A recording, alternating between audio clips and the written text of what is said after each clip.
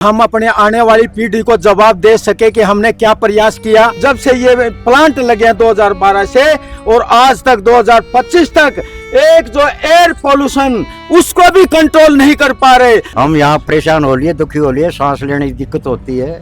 30 megawatt का 3000 matric ton कूड़ा जो डेली आएगा, यानी कि 1000 ट्रक कूड़ा यहाँ डेली आएगा और वो जलाया जाएगा, और जलाया जाएगा तो प्रदूषण ऑटोमेटिक होगा। हर एक मरीज मेरे ख्याल में सांस का मरीज हो गया हमारे। ये मशीन भी अपने साथ रखते हैं। जानवर भी हमारे गांव के खत्म हो चुके हैं अधिकतर। क्या करें, हम बहुत दुखी है। एक बहुत ही भोली भाली जनता है, ये कोई बोलने वाले नहीं है। इसको कोई यहाँ पर प्रोटेस्ट नहीं होगा। हमने पता नहीं लगा था, नहीं तो हमने इसको रुकवाने का पहले भी प्रयास करते। दर्द ये है कि खत्ते ने हमारा बेड़ा गर्क कर दिया। गति बच्चे भी आगे आगे अपंग पैदा होंगे। असल में तो रिश्ते ना हो, गांव में रिश्ते नहीं हो रहे। नहीं हो रहे। हम अगले बच्चों को भविष्य का कैसे सुधारेंगे। हमारे यहाँ कम से कम भी 10-15 केस ऐसे हो गए जिसको कैंसर हो गया इस गांव में। हाँ, ट्यूबरकुलोसिस, चेस्ट इन्फेक्शन तो है ही है। इतना बुरा हाल हो गया हमारा, वो किसके सामने रोए। आप ये देखो, जैसे हल्की बारिश हुई, बारिश रुकी, सांस नहीं ले सकते, ऐसे रखना पड़ेगा। हर आदमी बीमार है। किडनी के पेशेंट हमारे गांव में, कैंसर के पेशेंट हमारे गांव में, 5-10 पेशेंट तो अभी डायलिसिस के होंगे गांव में। गांव में अच्छा। हाँ, हर रोज ऐसा भी पेशेंट है जिसका रोज डायलिसिस होता है। नरला से यहाँ तक प्लांट तक कोई आबादी नहीं दिखाई गई थी कि यहाँ पे बीच में कोई आबादी है, कोई गांव है। हम जनता ही तो सरकार है। हम यहाँ बैठे, हमें कुछ पूछने नहीं आ रहा। वो तो चोर बाजारी के लिए बैठे हैं वहाँ पे। क्यों चुना हमने सरकार को? इसलिए कि हम धरने बैठेंगे।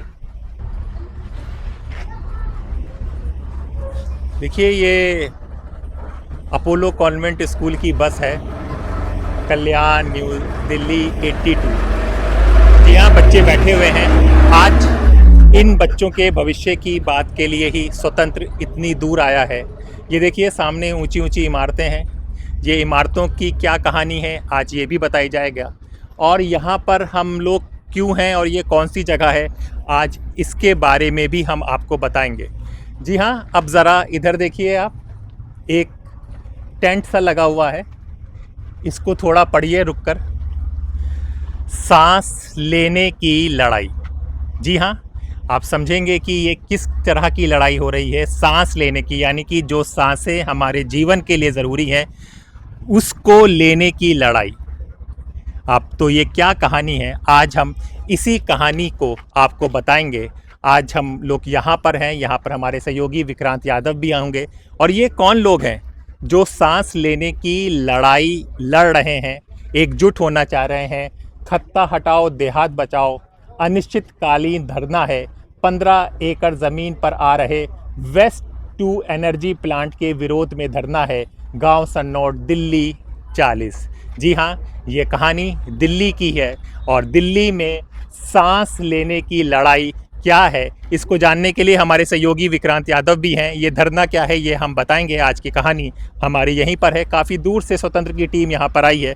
आप देख सकते हैं, ये ऊंची ऊंची इमारतें हैं, कुछ खाली सी जगह हैं। ये इमारतें क्यों खाली हैं, इन पर भी चर्चा होगी। सांस लेने का अधिकार मत छीनो। कौन लोग सांस लेने का अधिकार छीन रहे हैं और किन की सांसें छीनी जा रही हैं, ये सब जानने के लिए हमारे सहयोगी विक्रांत यादव भी हमारे साथ हैं। देखिए, कुछ लोग बैठे हुए हैं यहाँ पर। आइए उनसे बात करेंगे हम लोग। देखिए, ये सब लोग हैं। विक्रांत, आज हम लोग यहाँ पर क्यों हैं, किस लिए हैं? देखिए, इस तरह की खबरें मिली थी हम लोगों को कि इस तरह की खबरें मिली थी कि यहाँ पर सन्नौर गाँव है, ये दिल्ली में ही आता है। और सामने देखिए, क्योंकि दिल्ली में अक्सर दो ही पहाड़ के बारे में हम लोग बात करते हैं, गाजीपुर या फिर भलसुआ की। हाँ। और ये कहते हैं कि वहाँ पर कूड़े का पहाड़ है। अब आप देखिए, ये जगह दिल्ली में ही ये दिल्ली राजधानी में ही है, आउटर दिल्ली है। दिल्ली देहात के गाँव की क्या स्थिति है ये दिखाने के लिए हम आए हैं। यहाँ पर आप देखिए, गाँव है, ये बगल में आपको आलीशान बड़े बड़े घर बने हुए दिखाई देंगे। लेकिन ये सुनकर दंग रह जाएंगे कि ये सारे फ्लैट जो हैं ये सब खाली पड़े हैं। खाली क्यों पड़े हैं? क्योंकि बिक नहीं रहे। बिक क्यों नहीं रहे? क्योंकि सामने कूड़े के पहाड़ आप देखिए, जो आप गाजीपुर में और जिस तरीके से भलसुआ में देखते हैं वैसा ही पहाड़ यहाँ पर दिखाई देता है।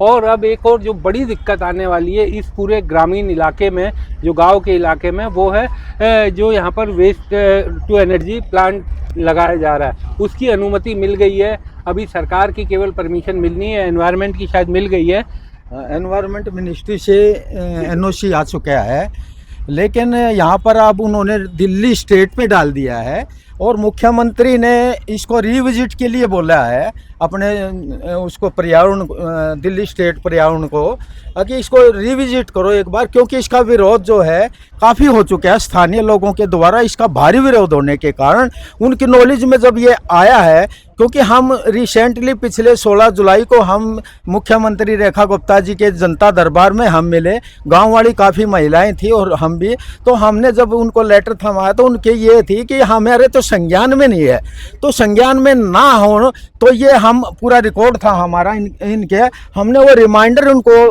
पेश करे। अब देखो ये देखो पिछले महीनों में हमने कितने रिमाइंडर आपको बाई पोस्ट स्पीड पोस्ट से ईमेल के माध्यम से आपको भेजा है, आप ये कहते हैं हमारे संज्ञान में नहीं। मतलब कि मुख्यमंत्री, दिल्ली की मुख्यमंत्री इस तरह का धरना, इस तरह की जो बात है वो उनके संज्ञान में, नॉलेज में नहीं है। ये दिसंबर से धरने पर बैठे हुए हैं ये लोग, यानी सरकार ये बनने से भी देखो पहले से। आप, हमारा 20 दिसंबर से धरना चला हुआ है और जो है जब ये धरना चला हुआ था 20 दिसंबर को चला हमारा ये धरना, और जो है 27 दिसंबर को पब्लिक हियरिंग हुई इसके बारे में। तो जब उस टाइम जो है योगेंद्र चंदोलिया जी हमारे जो सांसद है एरिया के, वो आए थे 19 जनवरी को। 19 जनवरी को उन्होंने साइट का इंस्पेक्शन किया था जहां पर प्रपोजल साइट है, और उन्होंने वहां खुले चैलेंज किया था, बिल्कुल इंश्योर किया था कि भैया यहाँ पर किसी भी प्रकार का कोई प्लांट नहीं आएगा। उन्होंने मनोहर लाल खट्टर को भी संबोधित किया, एलजी माननीय एलजी साहब को भी और भूपेंद्र यादव को भी, और जो है सीएम दिल्ली इस कमिश्नर को भी एमसीडी के। उन्होंने कहा था कि भैया अगर जो तुम्हारी ये प्रपोजल है यहाँ अब तो कुछ काम है नहीं, चालू नहीं हुआ, तो इसको किसी भी प्रकार से यहाँ पर मैं नहीं गिरने दूंगा। एक सेकंड, हम लोग शुरू से बात करते हैं। एक तो आप अपना परिचय दीजिए, और ये आप लिख रखे हैं सांस लेने का अधिकार मत छीनो। तो कौन आपका सांस लेने का अधिकार छीन रहा है? ये पूरा मामला क्या है? इसको आसान शब्दों से दर्शकों, क्योंकि दर्शक ना बड़ा युवा है, उसे लगता है कि सब सरकार का विरोध करने आ जाते हैं, उन्हें कुछ समझ में नहीं है। आप क्यों विरोध कर रहे हैं इसको समझाइए। जस्ट वेट, पहले पानी पियो। पानी हम लोग पी लेंगे, काम। एक मिनट पहले पानी पियो और फिर पूरी हिस्ट्री पूरी बयान करेंगे आपको। लेकिन जैसे एक हमारा शिष्टाचार होता है, आप आए हो इतनी दूर से तो पानी लो और थोड़ा ये भी देखिए चाय पहले से मंगवाई हुई है घर से, थर्मस में देखिए चाय। ये बड़ा मतलब कि अच्छा इतना लगता है माहौल कि हम लोग कहीं जाते हैं, इस तरह के लोग आज भी है, नहीं तो कौन पूछता है कि नहीं, ये तो हमारा एक देखिए सब लोग बैठे हुए हैं, सब उसी चीज का विरोध कर रहे हैं। आगे की कहानी करते, पहले चाय पीने का दबाव है तो चाय पी जाए। ठीक है भाई। और कप ले ले और डाल दे गिलास में। कुछ देर के लिए रुका था, इन लोगों ने आग्रह किया कि चाय पी लें, तो चाय पी लीजिए और अब बात करना शुरू करते हैं। तो पहले तो आप अपना परिचय दीजिए कि क्या है आपका परिचय। मेरा नाम राजपाल सैनी है, मैं इसी गांव का, गांव सनोट का रहने वाला हूं। हाँ, तो सैनी साहब ये बताइए कि ये किस लिए आप लोगों ने यहाँ पे धरना प्रदर्शन कर रहे हैं, क्या आपकी मांग है? सर, जैसा आप देख रहे हैं कि सांस लेने का अधिकार मत छीनो, खत्ता हटाओ देहात बचाओ, और आपने ये देख लिया होगा, ये हमने कोई शौकिया नहीं, एक हमने अपने दुख जो कि हम अपने आने वाली पीढ़ी को जवाब दे सके कि हमने क्या प्रयास किया, नहीं तो हम अपने आप को तो माफ़ कर ही नहीं पाएंगे, हमको जवाब भी नहीं दे पाएंगे, क्योंकि ये गवर्नमेंट है जो है सेंटर की और स्टेट की, उनको जो है हमारे देहात क्षेत्र को उन्होंने ऐसा बर्बाद करने की सोच ली है इन्होंने कि उनकी अकल इतना भी नहीं सोच पा रहे कि ये हमारा 2012 से आप ये देख सकते हैं, देखो माउंटेन ये लाइक एज बलसवा हमारा लगभग 100 फीट का एक कूड़े का पहाड़ बन चुका है। ये 2012 से 3 बड़े प्लांट ये चले हुए हैं। इसमें पहला है DMSW द्वारा जो कि खाद बनाने का है, कूड़े से खाद बनाने का। सेकेंडली 24 मेगावाट का इसी से अटैच है, 24 megawatt waste to energy plant, वो भी चला हुआ 2012 से। और इसी के बिल्कुल साथ में एक TSDF यानी कि treatment, storage and disposal facility, जो एक इतना खतरनाक कूड़ा होता है जो विभिन्न फैक्ट्रियों का, इंडस्ट्रियल एरिया का लाके वहाँ पर ट्रीटमेंट करके उसको जमीन में डिस्पोज ऑफ किया जाता है।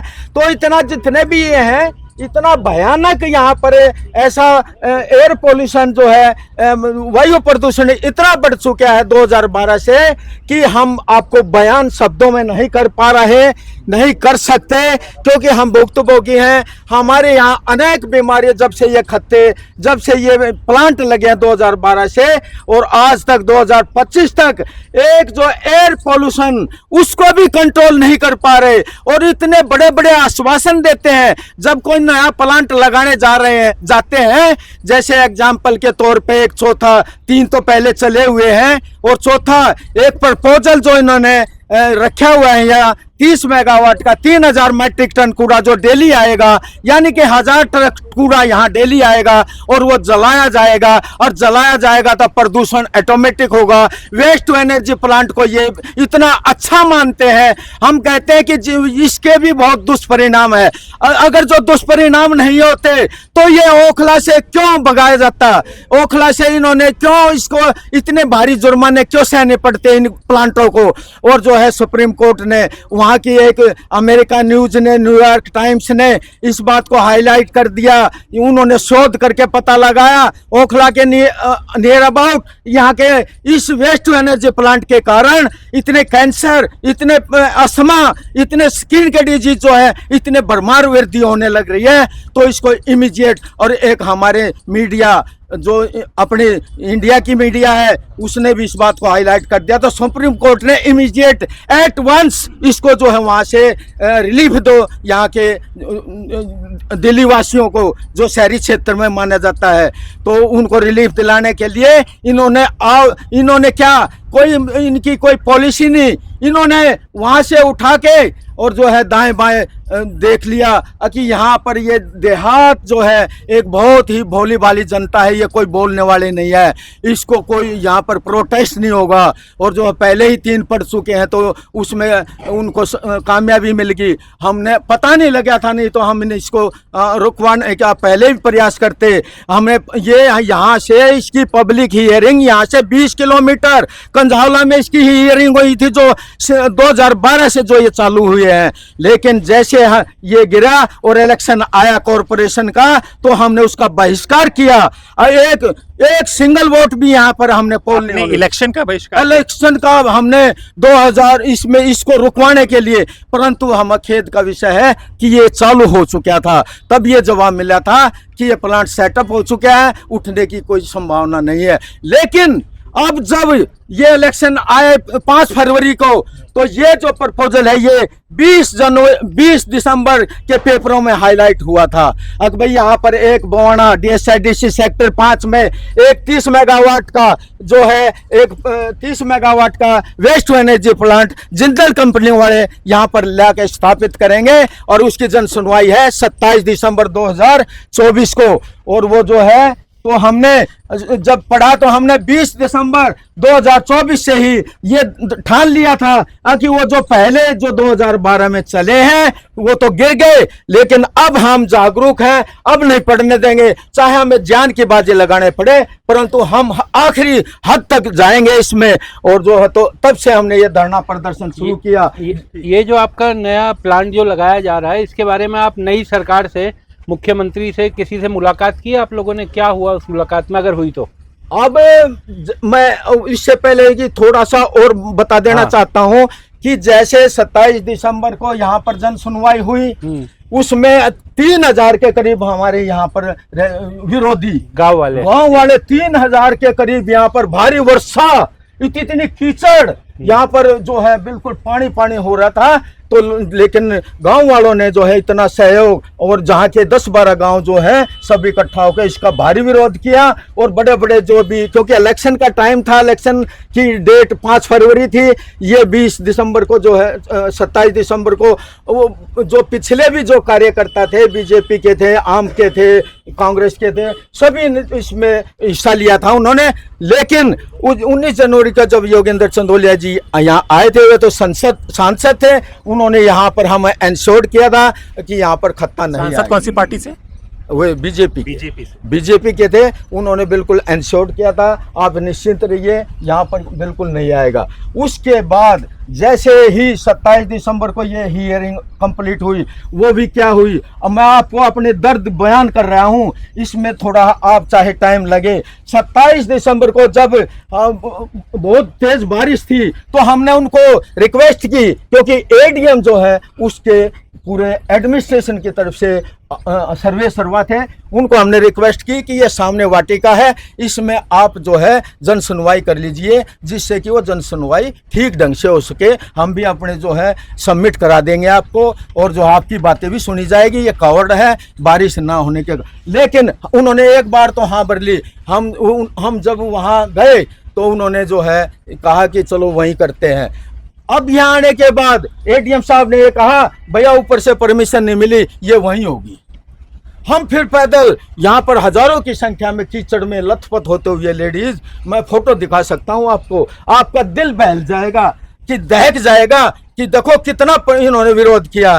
वो फिर जन सुनवाई के लिए वहीं पर स्थान, वहाँ पर कोई एयर वाटर प्रूफ कोई अरेंजमेंट ना होने के कारण पानी टपक रहा है और वो जो अपनी फॉर्मेलिटी पूरी करने लग रहे हैं। हम कह रहे हैं कि हमारी आवाज आपके तक नहीं पहुंच रही, आपकी हमारे तक नहीं आ रही। हम दस्तावेज लेके हजारों की संख्या में पीछे तक खड़े हैं, इसको पोस्टपोन कर दो, पोस्टपोन कर दो, और जब मौसम ठीक हो जाए तो दोबारा जन सुनवाई करना। मगर उन्होंने तो उसी को फॉर्मेलिटी करके और उन्होंने जो है जो पढ़ के सुना दिया, जो उन्होंने दिखाना था उस पर अपना उस पर तो वो नहीं दिखा पाए, और जो है इस तरह से करके उन्होंने हमारे विरोध जो कहते रहे, उन्होंने अपनी फॉर्मेलिटी करके और जो है ओके कर दी। हम 30 दिसंबर को हम एक एडीएम साहब के पास फिर जाते हैं, हम कहते हैं सर हमें यह बताया जाए कि क्या वो आपने जन सुनवाई ओके कर दी।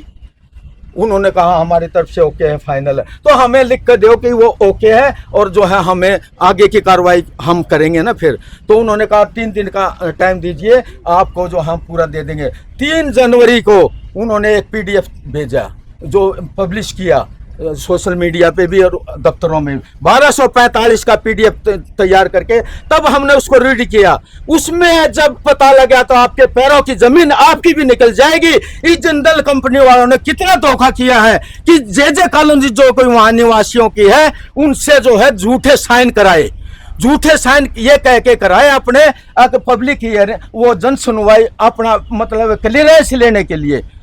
इसका हमें कोई आपत्ति नहीं। उन्होंने एक ही आदमी ने हैंड राइटिंग एक आदमी का है, 36 आदमियों से एक ही लैंग्वेज में लिख के दे दिया, हमें कोई आपत्ति नहीं है। और यहाँ पर एक वो जूता फैक्ट्री या वाटर ट्रीटमेंट प्लांट आ रहा है, और जो है उन्होंने इनको जैसा समझाया वो यही था कि आपको रोजगार मिलेगा, आपको दुष्प्रभाव नहीं होगे, आपकी जमीन के रेट बढ़ेंगे। इस प्रकार से उन्होंने बहका के 36 आदमियों के, जिंदल के 2 आदमियों ने आके साइन करा के वो पीडीएफ में लगा रखा है। मतलब कि आप ये कह रहे हैं कि झूठ कुछ और बताया गया कि आप लोगों को ये सुविधा मिलेगी, उसके चलते झूठ मूठ धोखा दे के साइन कर लिया वो हाँ उन्होंने जे कॉलोनी जो कि बिल्कुल, अब मैं आपको ये बताना चाहता हूँ कि जो ये प्रपोजल साइट है जहां पर ये वेस्ट टू एनर्जी प्लांट आएगा उसकी दीवार जे कॉलोनी की दीवार से सटी हुई है, जिसकी की 3 लाख आबादी है। 3 लाख आबादी को भी उन्होंने नजर नहीं आई। 3 लाख आबादी जे कॉलोनी की जो कि बिल्कुल दीवार से सटी हुई। सेकेंडली मुनक नहर जो दिल्ली पूरा पानी पीती है, 8 फुट की दूरी पटड़ी है, और उससे भी waste to energy plant proposal site की सटी हुई है। तीसरी तरफ उन्होंने उन्हीं के रिकॉर्ड के मुताबिक उन्होंने टीएसडीएफ से जो एक ऑलरेडी 2012 से चला है उसकी दीवार से सटा हुआ लिखा हुआ है इन्होंने, यानी कि तीनों साइड से बिल्कुल सटा हुआ है। जे कॉलोनी बिल्कुल 3 लाख की आबादी, मुनक नहर पानी पीती है दिल्ली, इधर टीएसडीएफ खतरनाक, यानी कि उनको पता है अब भैया इतना खतरनाक जो है प्लांट पहले ही चल रहा, एक वेस्ट टू एनर्जी प्लांट पहले ही चल रहा, एक कूड़े से खाद बनाने का प्लांट पहले ही चल रहा, और चौथा हम पे फिर और ला रहे। ये तो मौत का कुआं हमारे ऊपर एक बहुत बड़ी आपदा जिससे त्राही तराही, क्योंकि हम तो थर्रा रहे हैं ना, दिन का चैन नींद की, रात की नींद हराम कर दी इस खत्ते ने।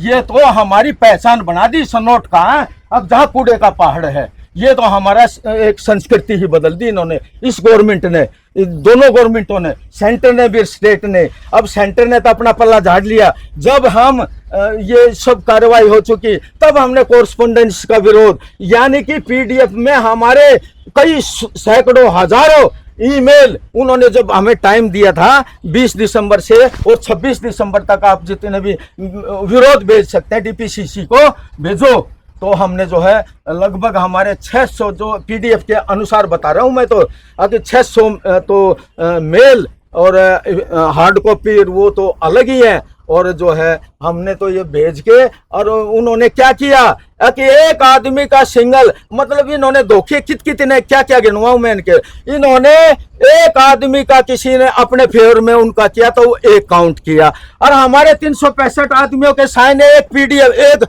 उसमें लेटर में जाता वो भी एक काउंट किया। अरे 365 आदमियों का विरोध तो 365 काउंट करो ना। तो उसमें अब और बताता हूं मैं आपको, इन्होंने जो अपने EIA रिपोर्ट में इन्होंने नक्शे में क्लीन चिट दिखा रखी, और क्या दिखा रखा, जो कि जो इनके रोड अटकते हैं, इनके उसमें क्लियरेंस मिलने में बाधक है, उन चीजों को छुपा दिया। क्या छुपाया? जे कॉलोनी सिर पे आबादी दिखा दी विद इन 1 किलोमीटर। और विद इन किलोमीटर कैसे, ये तो बताओ। ये क्यों नहीं कहते दीवार से सटकर 1 किलोमीटर? आप 1 किलोमीटर तो बहुत दूर तक होता है, तो दीवार से सटके। अच्छा, दूसरा, ये जितने डीडीए के फ्लैट हैं विद इन 5 किलोमीटर में दिखा दिए। हमारा गांव तो शो ही नहीं किया, ये फ्लैट भी शो नहीं कर रखे। ये तो EIA की रिपोर्ट में इन्होंने बारीकी से, कौन अध्ययन करेगा? जब कोई कोर्ट में जाएगा तो पता लगेगा कि हमने तो दे रखा था, तो हमारा क्या कसूर है, नहीं पढ़ते तो ये।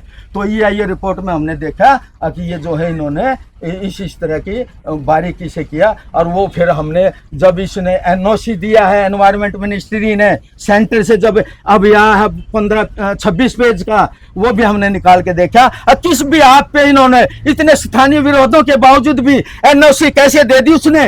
मिनिस्ट्री ने क्या देखा? उन्होंने कागजों की रिपोर्ट के आधार पे क्या उन्होंने यहाँ पर आके प्रैक्टिकल कुछ देखा है कि भाई वास्तव में क्या है?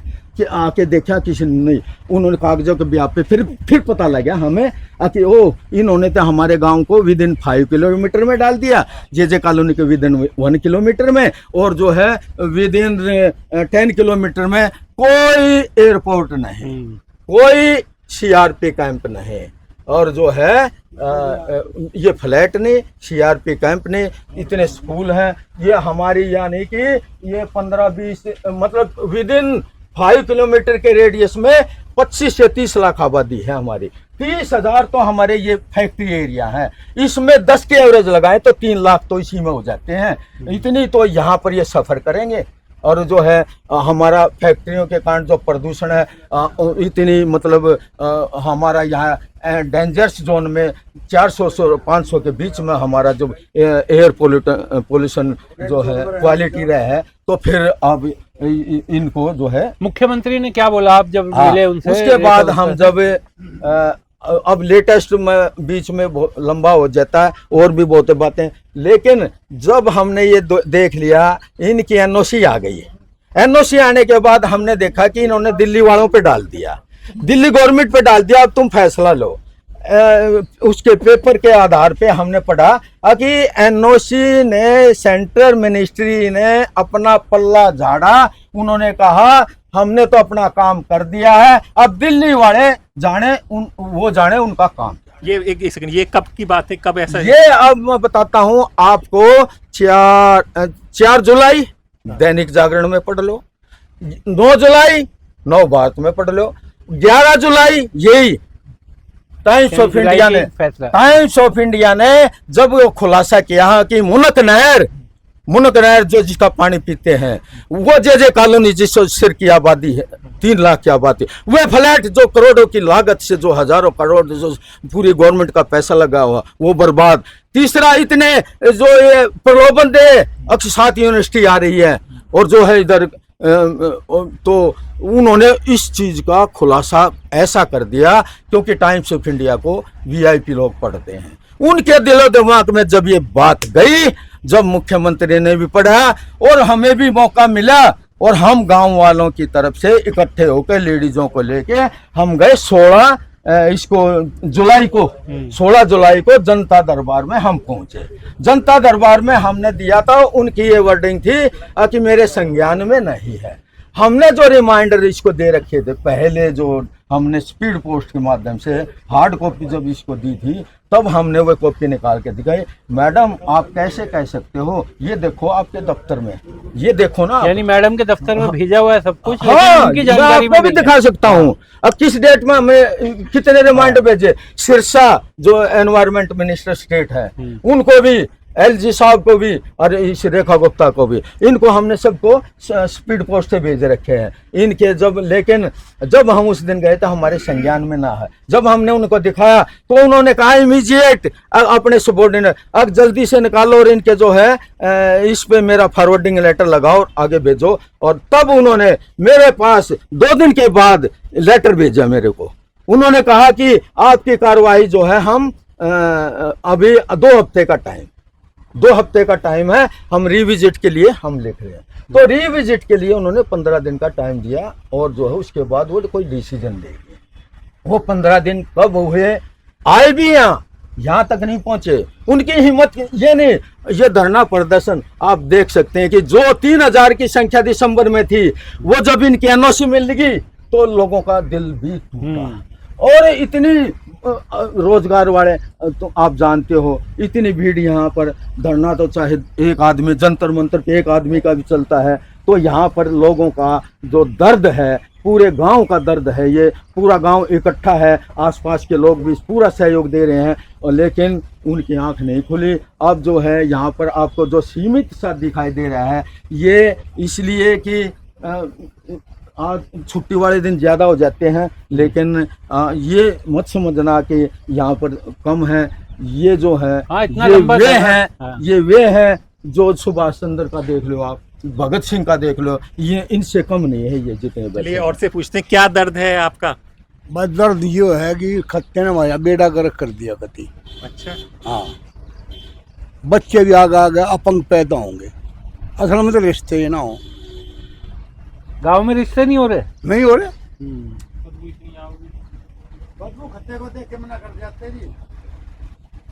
अच्छा, ये हम 70 साल के उम्र हो रहे हैं, पहलवान नहीं कराया करते, हमारे डंग नहीं पाटते। अच्छा, सारे पशु बीमार टोटल इकट्ठे हुए। अच्छा, AC नहीं चल रहे, 6 महीने में खत्म। बात के दिया तो योजना शोक भी गाड़ी भी AC की आएगी भाई, फ्रीज व्रीज दुकान भी कर, हम या दुकान कर दे, 6 महीने में गैस गलवाओ। ग्राउंड वाटर लेवल भी गैर हो रहा है, नीचे का पानी नहीं पी सकते। अच्छा, गांव देहात में आदमी इसलिए रहता है कि कम से कम हवा पानी साफ मिलेगी, भाई शहर में नहीं जाता वो कि, लेकिन यहाँ एकदम उल्टा ही है। 120 साल के हो गए मरी है। मैंने सोच रहे लोग हम 150 पार करेंगे, पर 150 के पार करेंगे। अभी क्या एज है? ये 70 साल होगी। तो ये बताइए, सबका साथ सबका विकास की बात हो रही है, आप लोग इतने परेशान हैं? साहब परेशान तो इसलिए हमारी को सुनाई नहीं हो रही ना। ये देख लो, पहले 3 वो पड़े हुए हैं, दूसरा ये इंडस्ट्री एरिया पूरा, यहाँ केमिकल वगैरह का काम होता सारा, ग्राउंड वाटर लेवल वो डिस्ट्रॉय है हमारा, जहर बना दिया। अब बच्चे जो है प्रीमेच्योर डिलीवरी होती है 90%, कम से कम 10% जो है एक्चुअल मैच्योर डिलीवरी हो रही है।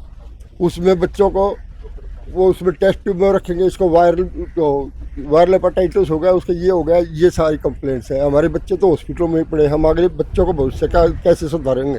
हमारा ही खराब हो रहा है। अब हमारी कोई इस उम्र में 64 साल की उम्र है, अभी भी हमारा सांस फूलने लगी है, अभी से ही। मैं आर्मी से रिटायर्ड हूँ, और ये फिजिकल शरीर देख लो मेरा, लेकिन इसने खराब कर दिया हम तो। और उनका क्या हाल होगा जब बेचारे, जो खेती बाड़ी तो खरा हमारे अब खत्म हो गया, लेकिन वैसे ही तो सब शारीरिक जवाब देगा लोगों के आगे, जो हमारी जनरेशन क्या करेंगे।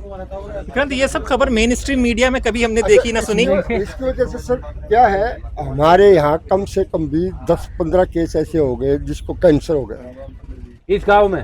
हाँ, ट्यूबरकुलोसिस, चेस्ट इन्फेक्शन तो है ही है। इतना बुरा हाल हो गया हमारा, वो किसके सामने रोए, जबकि हमने हर एक चीज डिटेल जो है वो सारी इनको एक्सपोज किया हुआ है, सब भेजा हुआ है, लेकिन उसके बाद भी फिर सुनवाई नहीं हो रही है। हमारा मतलब ये हाल कर दिया है कि सनोट का तो यहाँ कुछ कोई है ही नहीं, गाँव ही नहीं दिखा रखा। और कितनी आबादी होगी आपके गांव की? यहाँ 6,000 को 6,000 तो गांव की आबादी है, जो ये इसमें जो काम कर रहे हैं, जो एक्सटेंड हो रही जो हाँ जो बिहारी वर्कर वगैरह रह रहे हैं, उसके हिसाब से तो 10-12 हज़ार रुपये, 10-12 हज़ार के करीब मूल निवासी हाँ, है, मूल निवासी बाकी है। 4-5 हज़ार रोड किराए। तो हम लोग को जो बात कहते हैं कि मेन स्ट्रीम मीडिया में ये सब गायब है खबरें। देखिए बिल्कुल। और अगर सबसे बड़ी बात की, गांव में आदमी इसीलिए रहता, मेरा गांव भी दिल्ली देहात में है, नजफगढ़ के पास, लेकिन हमारे तो दादाजी गांव छोड़ के आ गए थे, शहर में रहने लगे थे चांदनी चौक, लेकिन गांव में इसीलिए आदमी रहता है। आज भी मेरे पिताजी की इच्छा यही है कि अब क्योंकि ये काम पूरे हो गए हैं, अब दोबारा से अपने गांव में जाकर के बनाया जाए, लेकिन यहाँ पर कैसे गांव में रह पाएगा, ये सबसे बड़ी सवाल है। और पुरानी पीढ़ी ने तो साफ हवा देखी है, अब जो नई पीढ़ी है वो तो इन सब दिक्कतों के कारण बिल्कुल रह ही नहीं पाएगी, क्योंकि शहर की जो दिक्कतें हैं वो गांव में आपके घरों के अंदर तक आ रही है। और इतने लंबे समय से ये लोग देखिए धरने पर बैठे हुए, सांस लेने का अधिकार मत छीनो, तो निश्चित तौर पर दिक्कत तो बड़ी है। आप बताइए क्या समस्या, कैसे क्या चाह क्या रहे हैं सरकार? अरे आपने काफी समस्या सुन लीजिए, कहाँ तक गए हम यहाँ परेशान हो लिए, दुखी हो लिए, सांस लेने की दिक्कत होती है। हर एक मरीज मेरे ख्याल में सांस का मरीज हो गया हमारे, ये मशीन भी अपने साथ रखते हैं, इतनी दिक्कत आ रही है। पशु क्या, आदमी क्या, जानवर भी हमारे गांव के खत्म हो चुके हैं अधिकतर। क्या करें, हम बहुत दुखी है जी। हाँ, देखिए सब लोग दुखी हैं, इन लोगों से पूछते हैं। आप लोग को तो अभी ये लोग थोड़े बुजुर्ग हैं, आप यंग से हैं, तो आप लोग क्या सोच रहे हैं सब चीज़ों के बारे में? आप ये देखें, जैसे हल्की बारिश हुई, बारिश रुकी, सांस नहीं ले सकते, ऐसे रखना पड़ेगा। ज़्यादा बारिश हो के अब रुकती है बारिश, इतनी मक्खियों का कहर है, बुरा हाल। सब पशु खराब हैं, किसी को पशु को कोई रोग है, किसी को पशु को रोग। मैं खुद गाय रखता हूँ और उसको थनों में इतना रोग होता है, हर महीने 1.5 महीने बाद डॉक्टर बनाना पड़ता है, 5,000 रुपये लगते हैं। पशु तो बिल्कुल ही ना ले, कगार पे लास्ट, पशु तो रख ही नहीं सकते यहाँ पे आप। और आदमी भी बीमार है, किडनी के पेशेंट हमारे गांव में, कैंसर के पेशेंट हमारे गांव में। जब से यही नहीं आया था, खुद हम ये भाई रहे, हम दोनों अखाड़े में कुश्ती कराया करते, इतने स्वस्थ शरीर था पूरे गांव का। हमारे सामने इतने बूढ़े थे जो पूछते भाई ताऊ कितने साल का हो गया, 100 का। अब कोई मतलब ही नहीं, अब तो सब जवान, एक जवान दिखता है, फिर क्या हुआ भाई, चेस्ट इन्फेक्शन हो गया, गला खराब है, किसी को पता है किडनी, इसकी आज किडनी फेल होगी। 10 पेशेंट तो अभी डायलिसिस के होंगे गांव में।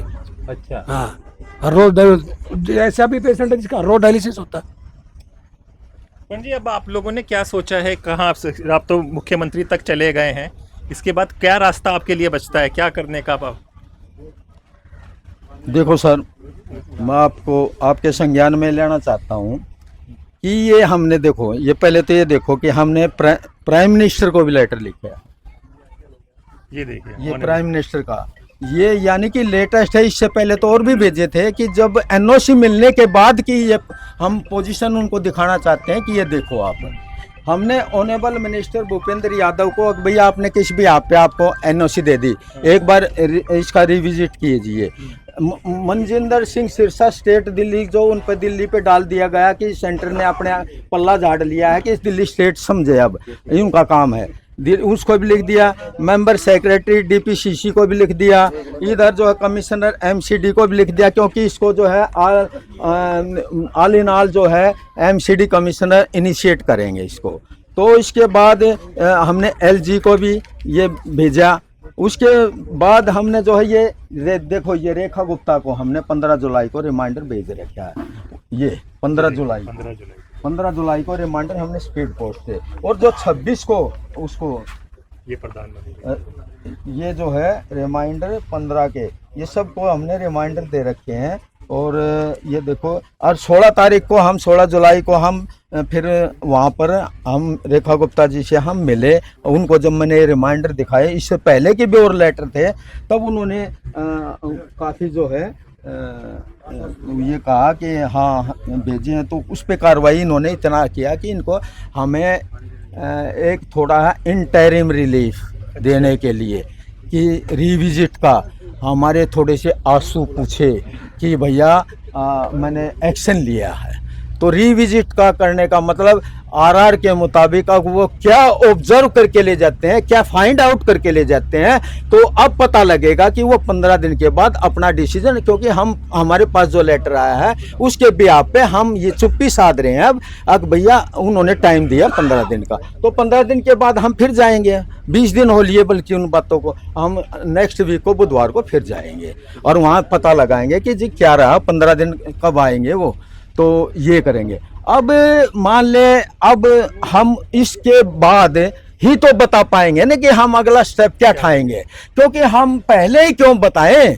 हम अपनी जो प्लानिंग है हम क्यों लीक आउट करेंगे। हम तो वो करेंगे कि भैया अगर जो तुम मान जाओगे, हम उनसे निवेदन भी करते हैं और चैलेंज भी करते हैं। तो ये भगत सिंह और हाँ, सुभाष ये चंद्र हम बोस का- बिल्कुल, आप मान लो, ये हम नहीं, ये हमारा एक जुनून, हम आने वाली पीढ़ी को हम जवाब देने के लिए हम शहीद हो जाएंगे गांव के नाम पर, इस मातृभूमि के नाम पर, जलवायु के नाम पर, दूसरों के जे कॉलोनी को बचाने के लिए। हमारा तो 1 किलोमीटर 800 मीटर है और उनके सिर पे है, हम उनको जगाते हैं, हम उनके लिए मरते हैं, हमने चिंगारी फूकी है, उसको आगे बढ़ाया है, तो हम पीछे नहीं हटेंगे।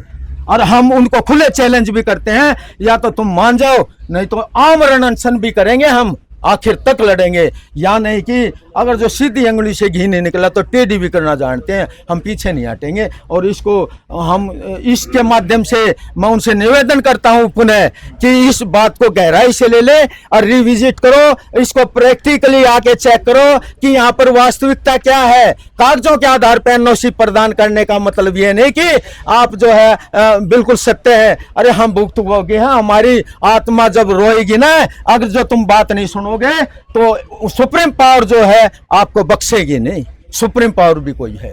तो आइए आज हम लोग देखिए, नरला से यहाँ तक तो कोई आबादी नहीं दिखाई थी।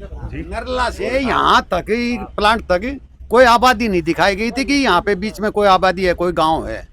आसपास में जैसे फ्लैट हो गए, एयरपोर्ट हो गया, ये सारी आबादी गायब कर दी गई है। सारी आबादी गायब कर दी थी जी, जो उनका प्लांट देखिए, था। अभी तक आप लोग यही सुन रहे थे मेन न्यूज चैनलों में कि वोटर गायब हुए गए, यहाँ पे तो पूरी आबादी गायब कर दी गई। हाँ जी, बिल्कुल पूरी आबादी कोई नहीं दिखाएगी। सनोट की ये 3-4 जजे कॉलोनी है, सनोट गांव भी है, ये बराबर में जजे कॉलोनी भी है, टच है वो तो प्लांट के बिल्कुल। कोलंबी रहा, खेड़ा है, सीआरपी कैंप रहा। EIA रिपोर्ट में ये उसमें ऑब्जेक्ट वो आता है कि नक्शे में कि भैया एयरपोर्ट नहीं होना चाहिए। इन्होंने एयरपोर्ट कौन सा दिखाया, इसको तो आउट कर दिया इस नक्शे से। जो एयरफोर्स स्टेशन है, सीआरपी को वास कर दिया, वो दिखा दिया इंदिरा गांधी स्टेडियम, और वो तो 24 किलोमीटर दूर है। यानी कि जो मुनकनहर है उसको बिल्कुल वास कर दिया, जिसका पानी पीते हैं, जो बिल्कुल उससे अटैच है, और वो जो है दिखा दी यमुना रिवर यहाँ से 22 किलोमीटर। और इन्होंने दिखा कोई रेलवे स्टेशन नजदीक नहीं होना चाहिए, इन्होंने दिखा दिया आगे रेलवे स्टेशन 12 किलोमीटर। तो अब ये मानो आप कि इन्होंने अपने स्वार्थ के लिए, जिंदल कंपनी वालों ने इस तरह के हथकंडे अपनाए हैं, झूठ बोल के कागजों का। ये तो सिर्फ जिंदल कंपनी का नहीं होगा ना, जब तक सरकारी अधिकारी, कर्मचारी, नेता वो सब ना मिले हो, कैसे जिंदल कंपनी अपने आप कोई ना कर देगी कोई निजी कंपनी। देखो जिंदल कंपनी वालों ने मिलके जो प्रशासनिक अधिकारी हैं, कलम तो शासन में चलनी है। शासन और प्रशासन दोनों मिलके इन्होंने जो अपना रूपरेखा तैयार की है, 1245 के पीडीएम में जो खुलासा जो इन्होंने पली ली है कि यहाँ पर कुछ ऐसा नहीं है कि इसको लगाए। और एक और बता देना चाहता हूँ मैं इसके माध्यम से, इन्होंने इन बड़ी बड़ी कंपनियों ने आर बदलवा दिए इसके। जो रेड जोन में आता था ये वेस्ट टू एनर्जी प्लांट, उसको ब्लू में लिया है। ब्लू में लाने का मतलब यह है कि ये एसेंशियल सर्विस में आ गया। एसेंशियल सर्विस के लिए कोई कंडीशन लागू नहीं होगी इसको डालने के लिए। तो मैं ये कहता हूं कि देखो कितने हथगंडे अपना रहे हैं, कितना खिलवाड़ कर रहे हैं पब्लिक के साथ। हमारा मेन ये है कि एक ही स्थान पे क्यों, इसको जोन वाइज डाइवर्ट कर दो। वे कहते हैं कि भैया तुम्हारे यहाँ फैक्ट्रियां ज्यादा, गांव ज्यादा, कूड़ा उत्पन्न होता है। अरे कूड़ा उत्पन्न होता है तो 3 पहले चल रहे हैं, वो हमारे लिए सफिशिएंट है। तो ये चौथा जो कि शहरी क्षेत्र का आएगा करोल बागी, मैं आपको और क्लियर कर देना चाहता हूँ। एमसीडी में मैं इंस्पेक्टर सुपरिंटेंडेंट के पद से रिटायर हुआ, मैं जानता हूँ कि रग रग को जानता हूँ कि ये कूड़ा जो वहां से लाएंगे वो ये कहते हैं अब बख्तरबंद गाड़ी में आएगा, साफ सुथरा फ्रेश कूड़ा आएगा, वो जो बिल्कुल वो आएगा। अरे मैं ये कहता हूँ कि ओपन जब कोई सफाई कर्मचारी नाली से निकालता है, कोई दुकान से कूड़ा निकालता है, कोई स्लाटर हाउस का लाता है, कोई छोटे मोटे ये जितने ये मेडिकल स्टोर के वे कूड़े लाते हैं वो डालते हैं या तो ओपन साइट में या ढलाव में या डस्टबिन में।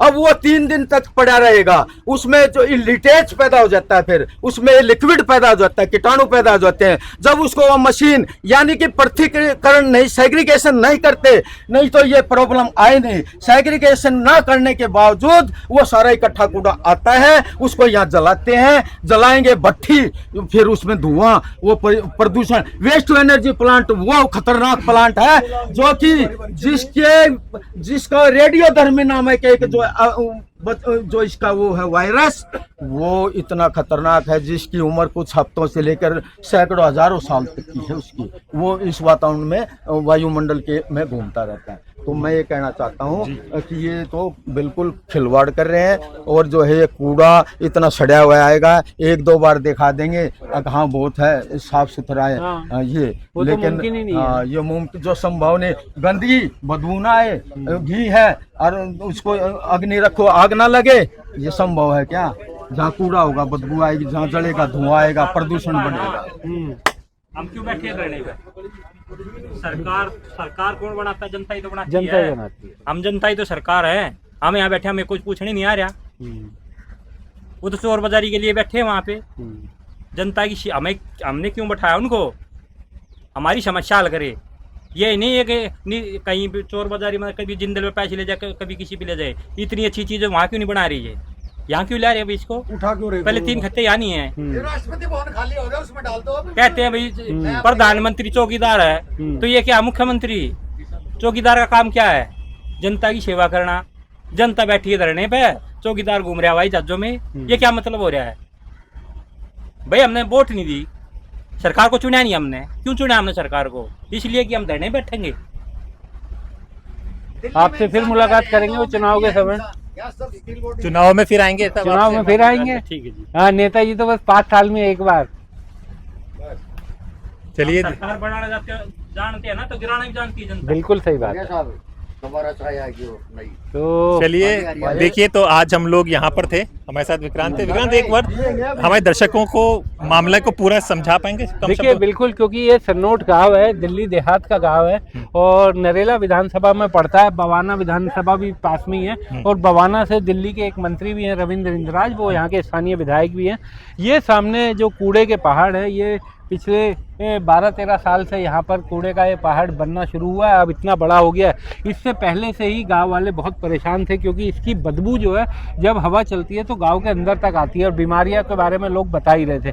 अब एक यहाँ पर वेस्ट टू एनर्जी का प्लांट एक और को मंजूरी मिल गई है, जिसको लेकर के जो पहले से यहाँ पर 3 प्लांट हैं, अब एक वेस्ट टू एनर्जी के प्लांट को मंजूरी दे दी गई है, उसको एनवायरमेंट क्लियरेंस मिल गई है। अब गाँव वाले उसका विरोध कर रहे हैं कि अगर वो चौथा भी शुरू हो गया तो बिल्कुल इस गाँव में सांस लेना दूभर हो जाएगा, सांस नहीं ले पाएंगे। और ये हकीकत भी है कि जहाँ पर लैंडफिल साइट और इस तरीके के वेस्ट टू एनर्जी प्लांट बनते हैं तो वहाँ पर बड़ी दिक्कत हो जाती है। इसी कारण आज हम लुटियन दिल्ली से बवाना, कितनी दूर होगा इंडिया गेट से? इंडिया गेट से ये देख लो बवाना करीब 40 किलोमीटर। 40 किलोमीटर वो नहीं है, लेकिन जो टाइम लगता है सड़क हाँ, जाम हो, दिल्ली की जो हालत है, करीब 2 घंटे में और 40 किलोमीटर का सफर करके हम यहाँ तक पहुँचे। और केवल इसलिए कि शहरों की बात तो खूब होती है, दिल्ली देहात, जो दिल्ली देहात के बारे में और गरीबों के बारे में, झुग्गियों के बारे में अक्सर हम दिखाते हैं, तो देहात के भी क्या हाल है ये दिखाना बहुत ज़रूरी था। इसीलिए यहाँ पर सनोट गांव में आए थे और इन लोगों का ये धरना देखिए, यहाँ पर धरने पर इस समय 10, 20, 15, 20 आदमी ये मायने नहीं रखता। इतना लंबे समय से जब धरना चल रहा हो तो एक आदमी भी अगर यहाँ पर बैठा हो वो भी काफ़ी है। तो सरकार इनकी सुने और इस तरीके का अत्याचार दिल्ली देहात पर ना किया जाए, इसी कारण हम लोग यहाँ पर आए थे इन लोगों से बात करने। और ये लोग कोई ऐसी अथॉरिटी, कोई ऐसा नेता नहीं है जहां तक इन्होंने एप्लीकेशन ना पहुंचाई हो, रिमाइंडर नहीं दिया गया हो। अभी नई मुख्यमंत्री ने कहा है कि उनके संज्ञान में नहीं था, यानी कि उनकी जानकारी में भी नहीं था कि ऐसा कुछ हो रहा है। उम्मीद है कि मुख्यमंत्री हमारी खबर देखेंगी और उनको इसकी जानकारी होगी कि कितने परेशानी में ये लोग हैं। विक्रांत देखिए बिल्कुल, और गांव देहात, दिल्ली देहात का अगर ये हाल होगा, गांव में आदमी इसीलिए रहता है कि सुकून की हवा मिलेगी, उसे साफ हवा मिलेगी। दिल्ली की जो प्रदूषित हवा है उससे बाहर आकर के वो गांव में अपना निवास रखता है। अब कहने के लिए गांव दिल्ली में, अब आप देखिए कि सामने नाला है, नाली में जो पानी गुजर रहा है उसका रंग देखिए एकदम काला। तो अगर इस तरीके की हालात दिल्ली देहात की मिले तो फिर आदमी गांव में क्यों रहेगा? फिर वो कहेगा कि मैं शहर में ही रहता हूँ, पैसा तो 2 पैसा ज़्यादा कमाऊंगा। तो वैसी हवा यहाँ पर मिल रही है, वैसी शहरों में मिल रही है, तो निश्चित तौर पर उम्मीद की जानी चाहिए कि दिल्ली सरकार इस खबर को देखेगी। मुख्यमंत्री रेखा गुप्ता ने जो कहा है कि वो इस पर रिविजिट किया जाएगा, इस गाँव को राहत मिलेगी इस कचरे से, कचरे के पहाड़ से, वेस्ट टू एनर्जी से, क्योंकि आबादी के बीच इस तरीके के प्लांट लगना वो बहुत खतरनाक होता है और वहाँ पर रहने वाले लोगों को दिक्कत हो ही जाती है। और ये सारी खबरें हमने स्वतंत्र ने वादा किया कि इस तरह की खबरें दिखाएंगे, ये सब आपको मेन स्ट्रीम मीडिया में नहीं दिखाई जाएगी खबर कभी भी। देखिए कहाँ मेन स्ट्रीम मीडिया में जगह मिलती है, एक तो इतनी दूर कैसे आए वो 40 किलोमीटर, 2 घंटा, कोई टीआरपी इसमें है नहीं। गांव के 10-20 आदमियों से बात की, उनकी दिक्कत, क्योंकि गांव में जो आबादी है उनकी दिक्कत इन 2-4 लोगों से बात करके हमने पहुंचाने की कोशिश की। तो मेन स्ट्रीम मीडिया के पास तो हिंदू मुसलमान और तमाम चीज़ें हैं जिस पर वो बहस करता रहता है दिन भर। ये जो असल समस्याएं हैं हमारे शहर की, ये सामने लाना बहुत ज़रूरी था। सैनी साहब, आखिरी में कुछ 2 शब्दों में आप बता सर, मैं ये कहना चाहता हूँ कि अगर जो आप इसको, जो हमारे गांव का जो एक सर्वे करें तो आपको एक्चुअल स्थिति और पता लग जाएगी कि घर घर जो है श्वास से संबंधित बीमार हैं लोग, और जो है काफ़ी पीड़ित हैं। और जो है इसको आपका यहाँ पर पहुँचने का बहुत बहुत धन्यवाद। और आप इस मीडिया के माध्यम से जो भी सुने वो कहे, तो हमारा निवेदन है उनसे कि इस वेस्ट एनर्जी प्लांट को ये इतना अच्छा नहीं है जिसको कि ये गवर्नमेंट इतना बता रही है, इसका विरोध करने के लिए हमसे जुड़े। हमारा गांव सनोट में जो धरना 20 दिसंबर से चला हुआ है उसमें आपके सांस की लड़ाई में जुड़ो और जो है इसको मुहिम को आगे तक ले जाएंगे, हम पीछे नहीं हटेंगे। जी, हम आपकी बात कोशिश करेंगे कि लोग सुने, हम आपकी बात पहुंचाएंगे। जिस तरह से तो हम लोग सनोट गाँव आए थे, 40-45 किलोमीटर का सफ़र में हमें 2-2.5 घंटे लग गए थे, इतना जाम, इतना ट्रैफिक। लेकिन ये खबर सुनानी ज़रूरी थी क्योंकि ये एक आम आदमी की खबर है, एक उन आदमी की खबर है जिनको बड़े बड़े संस्थान, मीडिया संस्थान में जगह नहीं मिलेगी। इसीलिए स्वतंत्र आया है आपके साथ, ये स्वतंत्र आवाज़ के साथ। तो हमारे साथ हमारे सहयोगी विक्रांत यादव थे और मैं आपका दोस्त हैदर अब्बास नकवी। फिर होगी मुलाकात। ये अभी आप खुद भी महसूस करते होंगे कि यहाँ की हवा आपको कैसी लग रही है। आपको अब भी लग रही होगी ना, आप ये देख सकते हैं, आप खुद महसूस कर सकते हैं कि आप यहाँ पर आपको 2 घंटे हो चुके हैं, तो आपने अब आप खुद ही ऑब्जर्व कर लेंगे कि यहाँ पर अब भी जो कितनी स्मेल आ रही है। तो हम जब बारिश होती है, तो जब हवा चलती है, तो उसका तो कोई हम शब्दों में बयान भी नहीं कर पाते। कपड़े ठूसते हैं हम दरवाज़ों में, कोई बाहर की हवा अंदर ना आए, और जो अंदर की आ जाती है वो निकल नहीं पाती, और हम श्वास बाहर नहीं ले पाते, अंदर नहीं। हम बहुत दुखी हैं इनके कारण जो ये खत्ते पड़े हुए हैं। देखिए, इतना दुख है कि बीच में रोककर हमें पूरी बात की, और सच में आप बदबू और पसीना तो आ ही रहा है, और किस तरह से ज़िंदगी जी रहे हैं कि हवा को रोकने के लिए ये कपड़ा लगाते हैं। और ये बात किसी गांव देहात 200, 500, 1000 किलोमीटर दूर की नहीं है, ये बात दिल्ली राजधानी की हो रही है। विक्रांत, देखिए बिल्कुल देश की राजधानी का हिस्सा है, और दिल्ली की सरकार बनाने में इस गांव के भी वोटर्स का उतना ही वो है योगदान जितना बाकी दिल्ली का है। और दिल्ली देहात में इस तरीके की दिक्कत बहुत ही चिंता की बात है, इसी कारण आज हम यहाँ पर पहुँचे थे। तो जी, हमें इजाज़त दीजिए, फिर होगी मुलाकात किसी और गरीब के साथ। तब तक के लिए नमस्कार। हमारे चैनल को कृपया लाइक करें, सब्सक्राइब करें और अपने साथियों से भी जरूर करवाएं। शुक्रिया।